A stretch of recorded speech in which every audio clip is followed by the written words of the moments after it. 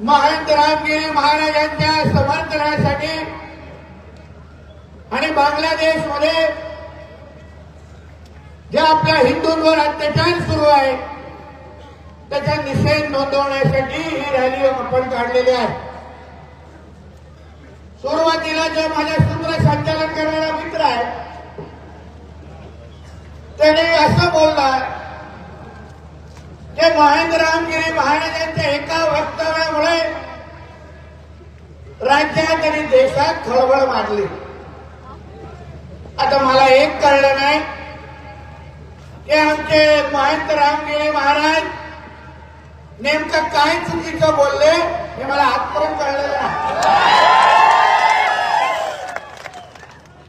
मला हे जेवढ्या राज्यामध्ये देशामध्ये जेवढे मस्जिदी आहेत त्याच्यामधले जेवढे मौलवी आहेत त्यांच्यामध्ये जे काय खोपडी काय त्यांच्यातले काय बुद्धिवान आहेत नसणार पण आहेत कुठले एक दोन चार असतील तरी माझ्याबरोबर या स्टेजवर यावं या व्यासपीठावर उभं राहावं आणि मग त्यांनी मला सांगावं जे आमचे महंत रामगिरी महाराजांनी जे बोललेले आहे ते खोटं आहे का। त्यांच्यातल्या बुद्धिवादी जे लोक आहेत त्यांचे जे विचार मांडणारे लोक आहेत त्या लोकांनी हा विषय कधीच मांडला नव्हता का या त्या मौलवींनी येऊन माझ्या इथे स्टेजवर सांगावं। त्यांची हिंमत असेल तर सांगावं कारण का या हिंदू राष्ट्रामध्ये अगर हिंदूंवर बोलल्यानंतर हिंदूंची बाजू घेतल्यानंतर आणि इस्लामचा बुरखा फाडल्यानंतर अगर त्या वक्तव्याने जर खळबळ माजत असेल तर मग पाकिस्तानमध्ये काय वेगळी परिस्थिती आहे। ही परिस्थिती आहे हिंदूंची। तिथे पण राहणारे जे हिंदू आहेत ते अल्पसंख्य आहेत। तिथे काय ते तोंड उघडू शकत नाही। तिथे अगर पाकिस्तानमध्ये हिंदूंना अगर जिवंत राहायचं असेल तर याचा त्यांना धर्मांतर करून इस्लाम स्वीकारायला लागतो यात मग त्यांना मारून टाकलं जातं। दोनच पर्याय असतात त्यांचे। आम्ही तर ह्यांचे लाड करतो इथे त्यांची दाढी कुरवडत बसतो त्यांच्या रोज दिवसा 5 वेळा त्यांचे भोंगे वाजतात घुमणं वरती होऊन आणि आम्ही सहन करतो।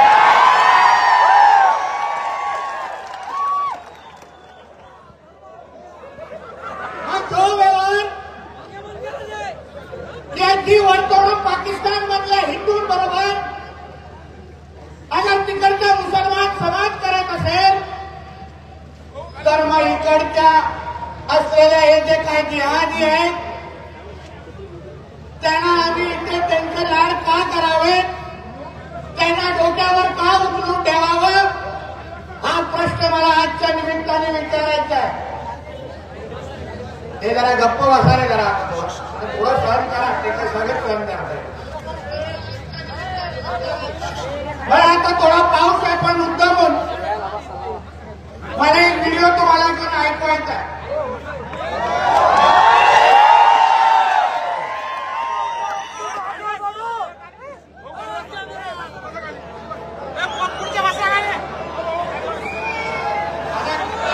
ऐकून घ्या।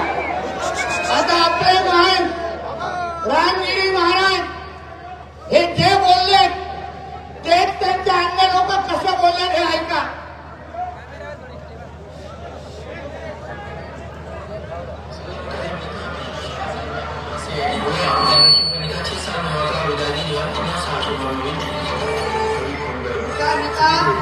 उनका निकाह आयशा से हुआ जो अगोदर बोललेला है। उनका निकाह एक आयशा से हुआ उसकी उम्र 6 साल की थी। कौन बोलता है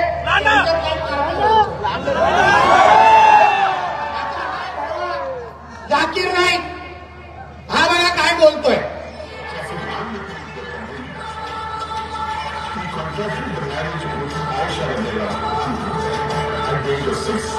And he consumed the marriage of وسلم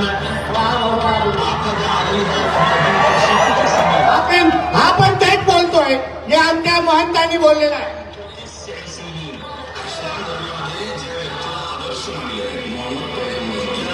पैगंबराचं जीवनचरित्र तुम्ही पाहिलं. पैगंबराने वयाच्या 50व्या वर्षी एका 6 वर्षाच्या मुलीची लग्न केलं, आयशा म्हणजे.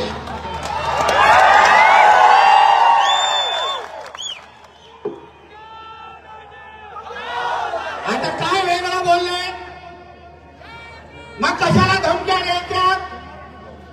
तुमचे काटे सगळे तेच बोलतायत, तुमचे वेगळे बोलत नाही. आणि आमच्या महाराजांनी तुमच्या मोहम्मद पैगंबराबद्दल जे काही लिहिले आहे ते सत्य आहे ते सांगून ते फक्त ते बोलले आहेत आणि त्यांनी प्रबोधन केलेलं आहे. मग ह्या गोष्टीवर तुम्ही त्यांच्या विरोधात मोर्चे काढणार, त्या विरोधात त्यांच्यावर खोट्या केसेस टाकणार. तुम्ही जरा युट्यूबवर जाऊन बघा, आमच्या पत्रकार मित्रांनी जावं. त्या युट्यूबवर या जिहादी भडव्यांची भाषणं बघा. आमच्या रामगिरी महाराजांच्या विरोधात धमक्या देण्याचा कार्यक्रम सुरू आहे त्या युट्यूबवर. मी आज या व्यासपीठाच्या निमित्ताने हे जे धमक्या देणारे आहेत, जे विचार करतात ते कधी ना कधी आमच्या रामगिरी महाराजांच्या अंगावर जातील. मी त्यांना सांगतो, या हिंदू राष्ट्रामध्ये आमच्या महंत परमपूज्य रामगिरी महाराजांवर तुम्ही वाकड्या नजरेने पाहिलं तर तुमच्या एक पण मस्जिदीमध्ये तुम्हाला जिवंत ठेवणार नाही.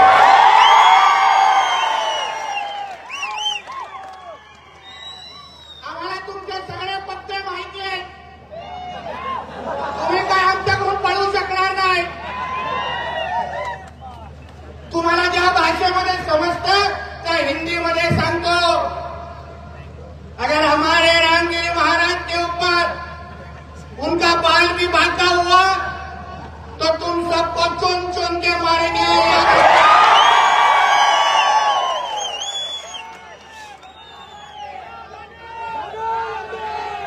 जो विषय तुमच्या लोकांनी तुमचे दुसरे कांटे बोलत असतील आणि तोच विषय धरून आमचे रामगिरी महाराज प्रबोधन करत असतील तर बांधवांनो, भगिनीनो आणि माझ्या तरुण मित्रांनो, हा आमच्या महंत रामगिरी महाराजांचा विषय फक्त नाहीये.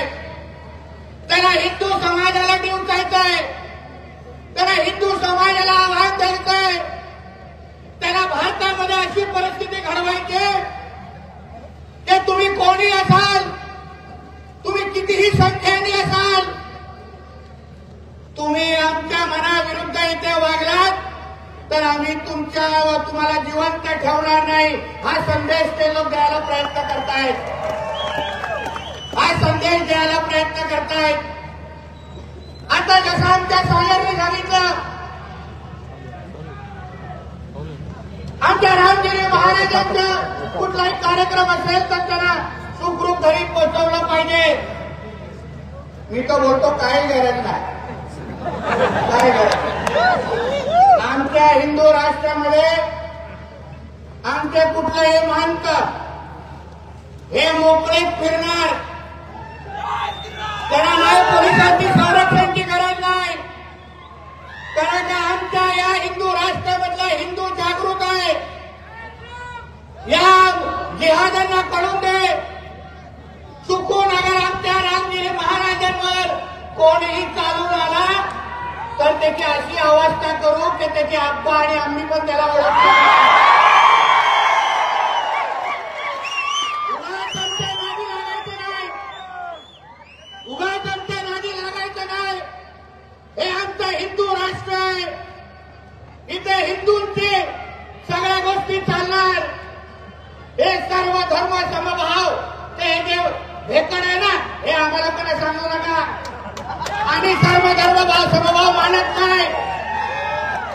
या राष्ट्रामध्ये जिथे हिंदू जनसंख्या जास्त आहे, या राष्ट्रामध्ये पहिले हिंदूंचं हित पाहिलं जाईल आणि मग सगळे बाकी सगळे मोजले जाणार. हे सरळ स्पष्ट आहे. म्हणून कोणी आम्हाला हे भाईचारा विचारायची टेप रेकॉर्डर लावायची नाही. जे पहिला मिळणार, जो पहिला अधिकार असेल तो फक्त हिंदूंनाच मिळणार आणि मग बाकीच्या लोकांनी रांगा लावायचं एक तुम्हाला सांगून जातो.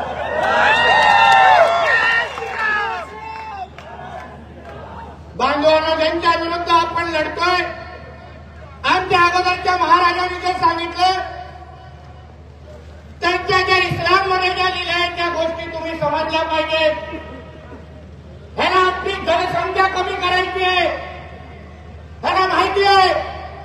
त्या अरबी संख्येने अगर जास्त मोठ्या प्रमाणामध्ये बाहेर निघालो तर ह्यांना किडे मकोड्यांसारखा आपण चेपून टाकू, ह्यांना माहिती आहे. म्हणून यांनी षडयंत्र चालू केले. लव्ह जिहाद, लँड जिहाद आणि त्या वक्फ बोर्डच्या नावाने त्या माध्यमातून हिंदूंची जनसंख्या ह्यांना कमी करायची आहे. माझ्या इकडच्या भगिनींना लव्ह जिहादच्या नावाने हे लोक कार्टे फसवतात. या नालायकांना त्यांच्या आप्पांनी जे काही खरं नाव दिलंय ते सांगून आमच्या बहिणीकडे जाता येत नाही, तिला प्रेमामध्ये देता येत नाही, तिला खोटं बोलायला लागतं आणि मग तिला फसवायला लागतं. या गोष्टी माझ्या भगिनींनी समजून घेतलं पाहिजे. आणि मी तुम्हाला सगळ्यांना सांगतो, लव्ह जिहादची कुठलीही केस या आजूबाजूच्या प्रकरणात झाली, पोलिसांना तक्रार करण्याच्या भानगडीत काढू नका. पहिले हात पाय काढा, पहिले हात पाय काढा आणि मग पोलिसांकडे 2 तांगड्या पाठवा. मला साहेब बाकीच्या शरीर तिथे पडले, माझ्या भगिनी आहेत त्या हिंदू भगिनी आहेत. नाही बघायचं वाकड्या नजरेने, नाही कोणाची हिंमत होता कामा नये. कशाला तक्रार करत बसायचं? आमच्या भगिनीचं आयुष्य खराब करत आम्ही गप्प बसणार आणि मग घरात झाल्यानंतर आम्ही पोलिसांकडे बसून तक्रार करत बसायची. ही शिकवण दिली आमच्या छत्रपती शिवाजी महाराजांनी आम्हाला.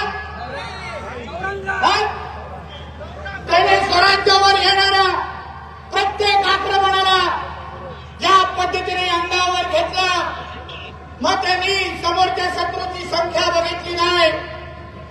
अफजल खान कोणी असेल, तो औरंगजेब कोणी असेल, त्यांनी कधी बघितलं नाही. माझ्या स्वराज्यावर अंगावर चालून आलाय, मग तो कितीही मोठा शत्रू असेल पण मी त्याला संपवून टाकणार. हे ब्रीद वाक्य आमच्या छत्रपती शिवाजी महाराजांचं होतं. आपण अगर त्यांच्या समोर नतमस्तक होत असू तर नुसतं त्यांचे पिल्ले लावूनपर्यंत थांबू नका, नुसतं त्यांच्या दरच्या दाड्या वाढून बसू नका. त्यांचे विचार आत्मसात करा. लोकांना कळलं पाहिजे, त्याला कळलं पाहिजे हे रयतेचं राज्य आहे, हिंदूचं राज्य आहे. इथे हिंदूकडे वाकड्या नजरेने कोणी पाहिलं तर त्याचे डोळे आम्ही ठिकाणावर ठेवणार नाही, अशी भीती त्यांच्यामध्ये बसली पाहिजे. आज बघा, आपली जी मोठी एवढी रॅली निघाली, होते का कोण बाहेर येण्यासाठी? त्याच्या ठिकाणी आमच्या पोलीस संरक्षणाच्या मागे बेळात बसलेले, त्या कोपऱ्यावर माझा तो मुलगा रत्न सागरवर उभा होता. मला सागरने सांगितलं, साहेब या पोलिसांच्या मागे मोहल्ला आहे. मला काही येऊन दे एकाला तरी बाहेर. आम्हालाही बघायचंय किती दूध पाजलंय तुला.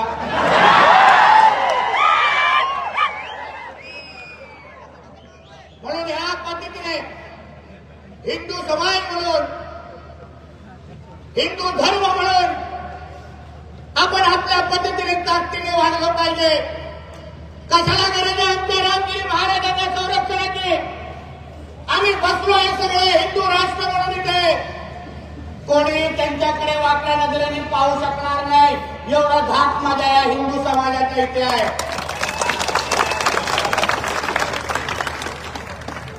चांगलं केलं महाराजांनी, वक्तव्य मागे घेतलं नाही, घेणार पण नाही. रक्ताने भगवा त्यांच्या शरीरामध्ये ते कधी होतो. मी तर महाराजांना सांगेन, अजून प्रबोधन करा.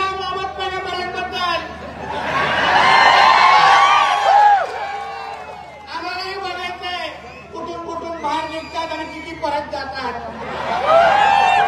म्हणून उगाच आम्हाला इथे सुट्या धमक्या द्यायच्या नाहीत. मी पोलीस प्रशासनाला सांगेन, त्यांच्या युट्यूबवरती काय वळवळ सुरू आहे. कोण आपल्या अगर हिंदू समाजाची मुलं कोणी अगर रामगिरी महाराजांच्या स्टेटमेंटचा अगर कोणी व्हॉट्सअप स्टेटस ठेवलं, ते भडवेले जाऊन त्याला त्यांच्यावर हात उचलण्याचे जे प्रकार सुरू आहेत ना, मी पोलीस बांधवांना सांगेन वेळेत आवरा, नाही तर पुढच्या वेळेस तुम्हाला 100 नंबरवर फोन येणार नाही. नुसतं बॉड्या पाठवू आम्ही, परत तुम्हाला पोस्टमॉर्टमसाठी एक लक्षात ठेवा. आम्ही उगा तिथे सहन करण्यासाठी बसलेलो नाही, आम्ही उगाच अंगावर घेण्यासाठी बसलेलो नाही. अरे आम्ही इथे काय चूक केली मला तेच कळलं नाही पहिल्या दिवसापासून. माझ्याकडे पत्रकार आले, रामगिरी महाराज काय झालं मग त्याच्यात, बरोबर बोलले, काय करलं म्हणजे मग बाकीचे कशाला मग अशा विरोधक, मला विरोधकांचा आता सुद्धा होऊन धर्मांतर झालंय आमच्या इथे. तो आता आतमध्ये बाथरूमसाठी उभा राहतो का बसतो हे मला बघायला लागलं.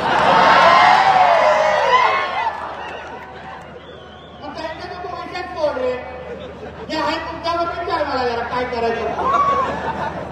म्हणून उगाच यांचे कोणाचे लाड सहन करायचे नाही. बिनधास्त हिंदू म्हणून आमच्या रामगिरी महाराजांनी विचार मांडावे, प्रबोधन करावं. अगर आमच्या रामगिरी महाराजांना काही झालं तर तुमचे 4-5 मुलगी कमी होतील हे लक्षात घ्या. तुमचे 4-5 नावं आता त्यांचे जे काय भाषण मी ऐकतोय त्यांचे सगळ्यांचे पत्ते काढून ठेवले. कुठल्या कुठल्या बायकोकडे किती वाजता जातो हे सगळ्या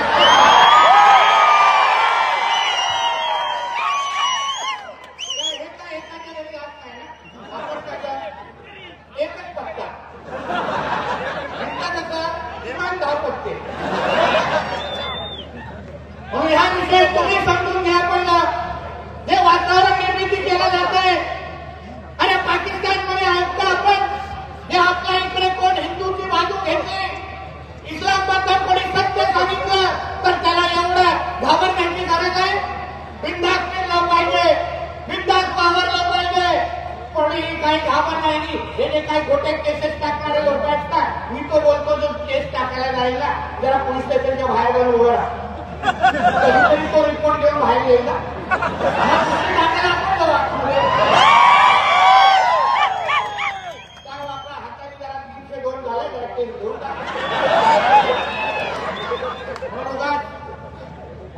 मी एवढंच तुम्हाला सांगायला आलेलं. हे जे काय महाराष्ट्रामध्ये वातावरण जे सुरू आहे, छत्रपती शिवरायांच्या संदर्भात आज कोणा मोठे मुंबईमध्ये तोडे मारत होते मोठे. जे सिंधुदुर्गामध्ये झालं तो कुठलाही शिवप्रेमी त्याला स्वीकारणार नाही. कुठलाही शिवप्रेमी रात्री झोपलेला नाही. आणि तिथे परत दिमागदार मूर्ती आज कुठला उभा राहणार आहे, ज्याला पूर्ण जगाला हेवा वाटेल अशी मूर्ती आम्ही उभे करून दाखवणार. आणि जो पण तो आपटे भापटे आहे ना, त्याला तर व्यक्तीला आपटणार. तुम्ही चिंता करू नका. तुम्हाला माहिती आहे आपल्या दरबारामध्ये माफी नाही कोणी असला तर. पण मला एक प्रश्न विचारायचा आहे, जो न्याय तुम्ही त्या आपल्याला लावताय, मोठे शिवप्रेमी म्हणून बाहेर निघताय, मग हडपसर पुण्यामध्ये एका जिहादी पठाण नावाच्या जिहाद्याने भर दिवसामध्ये तो बाहेर बाईकवरून उतरतो आणि दगडाने तिथे शिवाजी महाराजांचा पुतळा तोडून टाकतो. त्या पठाणच्या बद्दल तुम्ही लोकांनी जोडे मारो आंदोलन का घेतलं नाही? कारण का तो पठाण होता, कारण का तो जिहादी होता, कारण का तुम्ही त्यांची दिवस रात्र चाटताय म्हणून का? जो न्याय तुम्ही त्या हत्याला लावताय तोच न्यायाच्या पठाणला का लावत नाही हा प्रश्न मला या लोकांना विचारायचा आहे. छत्रपती शिवरायांच्या किल्ल्यांवर जे काही हिरवी चादर टाकण्याची मोहीम सुरू आहे, त्याबद्दल कुठले हे आज जे जोडे मारूवाले कधी बाहेर आले नाही तेव्हा काय झालं आपल्या विशालगडवर? कधी काय कुठून आले ते धडगे, कुठून आले त्या मदार, कोणी बांधले आहेत ते, कुठले पुरावे आहेत का कोणाकडे? रात्री झोपल्यावर मदार करतो, उठल्यावर सगळं वरती येत आहे का? कुठून येत आहे ते? मला मोहम्मद पैगंबराला मानणारे ते मुसलमान आहेत. मला त्याला विचारायचंय, मोहम्मद पैगंबराच्या शिकवणीमध्ये मदार आणि कबरला महत्व आहे का? धडग्याला महत्व आहे? दगडाच्या वर त्याला नतमस्तक होतात का? मूर्ती पूजा करतात का? मग तुम्हाला मोहम्मद पैगंबरांची शिकवण पण आता इकडच्या जिहादाला ऐकायची नाहीये का? तुम्ही काय आता आकाशावरून टपकलेला आहेत का? म्हणून हे जे आपल्या राज्य प्रशासन आहे, जिथे जिथे हे धडगी आणि हे जे कबर आहेत, जास्त वेळ ते महाराष्ट्रामध्ये आणि श्रीरामपूरमध्ये ठेवायचं नाही. जसं आमचा सागर बोलतो, निवेदन एकदा द्यायचं, कारण कागद पण वाया गेला पाहिजे ना एकदा तरी. द्यायचं निवेदन, फोटो काढायचा आणि त्याला जाताना सांगायचं हे शेवटच्या वेळी तुझ्याकडे येतो. पुढच्या वेळी आणलेला जेसीबी त्या मदारवर चढून जाणार, गप्प वाचणार नाही. आम्हाला जेसीबीवर बसवलं नाही, त्याचा वापर पण करायचा आम्हाला. आणले नाही यांची एक अनधिकृत मदार, एक अनधिकृत काही कबरच्या यांची धडगी आहे, एक महाराष्ट्र आणि श्रीरामपूर आणि आपल्या अहिल्यानगरमध्ये ठेवायचे नाही, सगळे साफ करून टाकायचे. हे आमचे कधी कधी आमचे जिहादी वळवणारे आहेत, आम्हाला विचारतात, अरे नितेशजी धर्मांतर हा विषय होत नाही हो कधी? खोटे बोलताय नितेश राणे, झूठ बोल रहा है. नितेश राणे को धर्म में आग लगाना है. तुम्हाला एक मुलाला तुम्हाला भेटवायचं, आंध्रे बाबा ये बाबा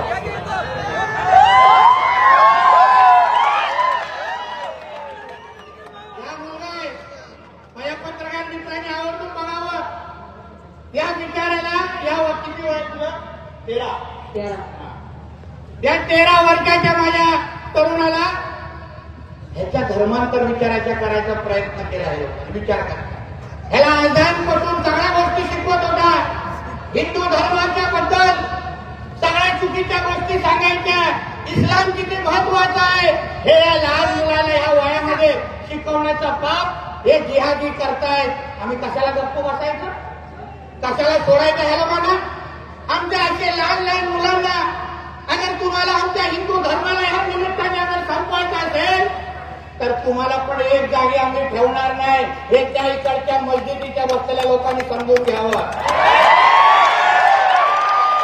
माहितीये माझं भाषण ऐकताय तुम्ही? मुझे मालूम है तुमको बहुत डर लग रहा है, मगर हमारी नजर तुम पे अभी गिर चुकी है, अभी तुमको कोई नहीं बचाएगा.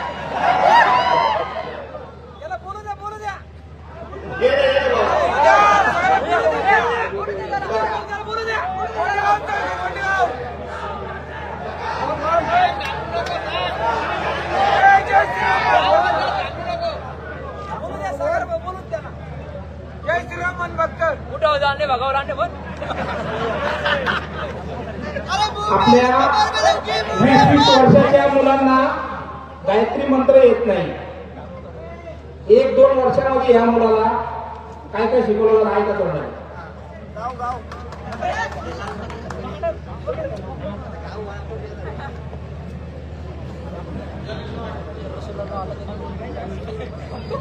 माझं नाव सार्थक राजेंद्र लोखंडे. मावलाना मी तिकडे खेळायला जायचं का, मावलाना मला काम सांगायला लावायचं, दुकानात जायला लावायचा. मग नंतर असं पुरीला चिठ्ठे द्यायला लावायचा, नाही दिल्या तर धमक्या देईन, तुला मारून टाकीन, असं तसं करीन. आणि मग नंतर नामार्जून ते आदर शिकवायला लागला. नाही शिकवली तर तुला मारून टाकीन, तुला बांधून टाकीन.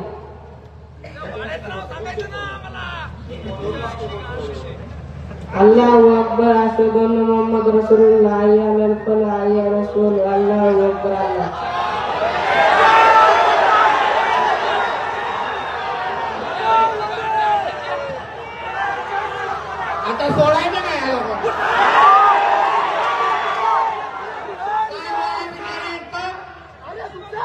भगवंत तरी येतं का?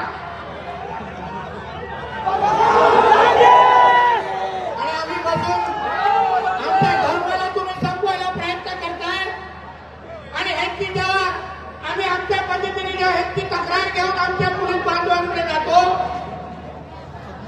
आणि जेव्हा केस घेण्यामध्ये मागे पुढे होतात आणि तेव्हा जेव्हा आम्ही माझ्या पद्धतीने अगर ती तक्रार पुढे आणतो तर मग नितेश राणे वाईट कसा होतो बाबा? माझ्या नजरेसमोर माझा धर्म संपवला जात आहे.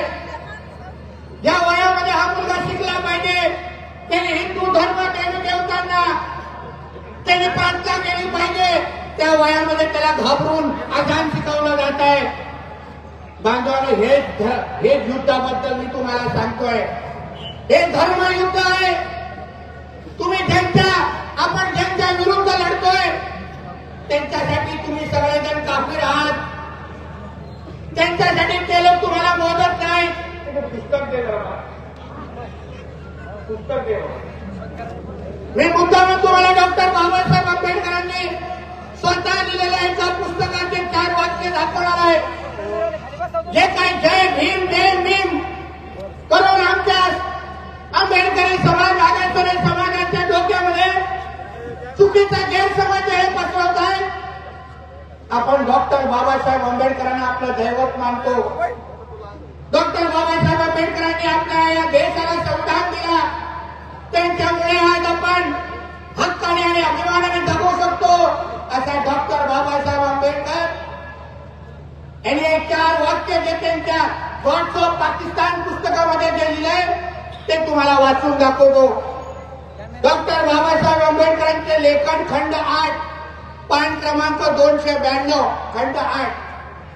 डॉक्टर बाबासाहेब आंबेडकर म्हणतात इस्लामच्या सिद्धांतापैकी एक सिद्धांत असा आहे की ज्या देशात इस्लामिक राजवट नाही अशा देशात जर इस्लामिक कायदा आणि त्या देशाच्या कायदा यांच्यात विरोध आला तर त्या देशाच्या कायद्यापेक्षा इस्लामिक कायदा वरचढ ठरेल. त्यामुळे मुसलमानांसाठी इस्लामिक कायद्याचे पालन करणे आणि त्या देशाच्या कायद्याचे उल्लंघन करणे हे इस्लामानुसार न्याय ठरेल. म्हणजे तुम्ही विचार करा, ह्यांच्यासाठी डॉक्टर बाबासाहेब आंबेडकरांनी लिहिलेल्या संविधानाचं काही महत्व नाही. यांना इस्लाममध्ये जे 4 वाक्य लिहिले, इस्लाममध्ये हिंदूंबद्दल जे लिहिलंय, इस्लाममध्ये या तर त्या राष्ट्राला तुम्ही इस्लामिक राष्ट्र बनवा या तर तिकडल्या हिंदूंना संपवून टाका असं सरळ स्पष्ट लिहिलंय आणि त्याप्रमाणे ह्यांचा कार्यक्रम सुरू आहे. त्याप्रमाणे हे सगळे आपल्या विरुद्ध वागतायत. ही परत बोलतो हा परत बोलतो रामगिरी महाराजांचा फक्त विषय नाही आहे. त्याच्या मागे त्याला हिंदू समाजाला टार्गेट करायचं आहे. हिंदू समाजाच्या अंगावर जायचं आहे. हिंदू समाजाला संदेश द्यायचा आहे की तुम्ही तुमच्या हिंदू राष्ट्रामध्ये तुम्ही तुमच्या प्रमाणे जगू शकत नाही. तुम्हाला इथे जगायचं असेल तर आमच्याप्रमाणे जगा असं आव्हान आपल्याला द्यायला प्रयत्न करताय. तुम्ही फक्त एक निश्चय केला पाहिजे की यापुढे कोणही जिहादी आणि आपल्या समोर येऊन कुठल्याही पद्धतीची जोर जबरदस्ती करेल, पोलिसांचं काम करतील, पण एक हिंदू म्हणून तुम्ही तुमच्या धर्मासाठी तुम्ही त्याचं काम करून टाकलं पाहिजे. जरी का चुकून अगर त्याला पोलिसांनी सोडलं तर मग तो काय तुम्हाला जिवंत सोडत नाही. लक्षात अहो ते सोडा. आपल्या राज्यामध्ये गोहत्या बंदी कायदा आहे की नाही? पत्रकार मित्र सांगते आहे की नाही? आमचे मुख्यमंत्री म्हणून देवेंद्र फडणवीस साहेबांनी आणलेला तो कायदा आहे. आणि त्यांनी एवढा गोहत्या कायदा असताना पण महाराष्ट्रात त्या श्रीरामपूरमध्ये किती कत्तलखाने तुमचे सुरू आहेत. आमच्या सागर असल्यामुळे काहीच नसतील, तुळशी वेळ आहे, पण किती कत्तलखाने सुरू आहेत.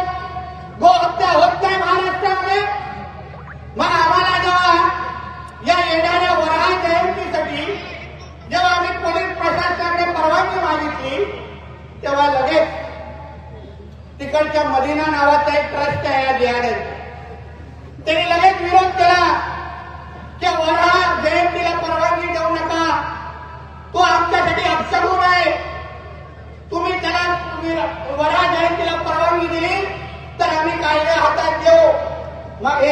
राजरोस पद्धतीने आमच्या गायींचा कत्तल करतात, कत्तलखाने चालवतात.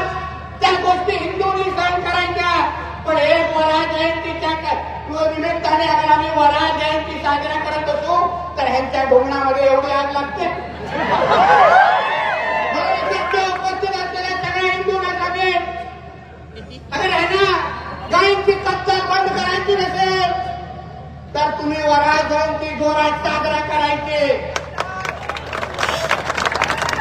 होम दे मिरवणुका मस्जिदीच्या समोर दिसून दे हे लोकांना पण आपली ताकद. त्यांना अगर आपल्या देशामध्ये डॉक्टर बाबासाहेब आंबेडकरांचा कायदा मान्यच करायचा नसेल, आमच्या देशामध्ये अगर शरिया कायदा आणायचा असेल तर आम्हालाही तुम्हाला तुमच्या भाषेत शिकवायला येतं. हा संदेश तुम्ही लोकांनी दिला पाहिजे. तुम्ही सांगा काय झालं गेल्या आठवड्यात पुण्यामध्ये एक या गोल टोपीवाल्यांनी पोलिसांकडे परवानगी मागितली. परवानगी कुठल्या नावाने मागितली की आम्हाला सर्व धर्म समभाव नावाची एक रॅली काढायची. आमच्या पोलीस प्रशासनाने जाऊन टाकली, त्याला काढायचे हे घ्या. मग हे सगळे 400-500 जमले आणि सगळे जमल्यानंतर त्यांनी तिथे घोषणा काय दिला, अल्लाहू अकबर आणि सरतन से जुदा. कोणासाठी दिला? आमच्या परमपूज्य महान रामगिरी महाराजांबद्दल. त्या जिहादांना सांगेन जो आता माझं भाषण त्या मस्जिदीमध्ये बसून ऐकतोय त्याला मी सांगेन, तू हे सरतनचे दुधाची नाटकं तुझ्या पाकिस्तानमध्ये लाव. तू माझ्या भारतामध्ये आणि माझ्या रामगिरी महाराजांच्या बद्दल अगर सरतनचे दुधा तू घोषणा दिल्या तर तुझी अशी अवस्था करेन की शुक्रवारी पण तुझा डोंगर वरती येणार नाही.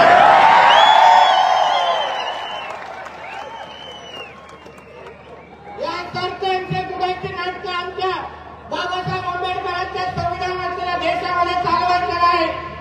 इथे काय शरिया कायदा लागू नाहीये. तुम्ही जास्त सरतनचे दुधा बोलत राहिलात तर तुमचा स्तर आणि तुमच्या तणावर किती ठेवायचा हे टाईम आम्ही करू, हे तुम्ही लक्षात ठेवा.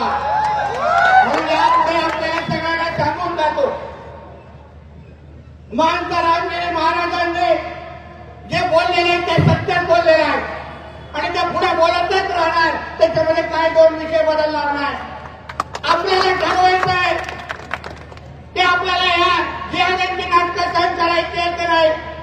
सत्य बोलल्यानंतर जे त्यांचे बुद्धिजीवी जे बोलतात तोच विषय अगर रामगिरी महाराज मांडत असतील तरी अगर हे कार्टे वळवळ करत असतील तर यांचा एकदाच कार्यक्रम होऊन दे आणि महाराष्ट्रामध्ये हे जिहादी मुक्त मोहीम चालू होऊन दे आणि इथे फक्त भगवदारांचंच राज्य येऊ दे. हा निर्धार करून तुम्ही सगळेजण आता उतरा. आता बस झालं यांची नाटकं. आता आपण भीतीमध्ये बसायचं नाही. भीती कोणाला वाटली असेल तर त्या दाढीवाल्यांना वाटली पाहिजे. या निमित्ताने आपल्याला जे मोठ्या संख्येने तुम्ही जमलात, हा जो संदेश आहे त्याचा तो महत्वाचा आहे. आपण हिंदू राष्ट्रामध्ये हिंदूंनी एवढ्या मोठ्या ताकदीने जमला पाहिजे आणि जेव्हा जेव्हा आपल्यावर या जिहादांची आक्रमण होईल तेव्हा तेव्हा हिंदू पेटून उठला पाहिजे आणि त्याला संदेश दिला पाहिजे की इथे तुझी नाटकं सहन होणार नाही. बरोबर आहे की नाही? देणार की नाही तुम्ही संदेश?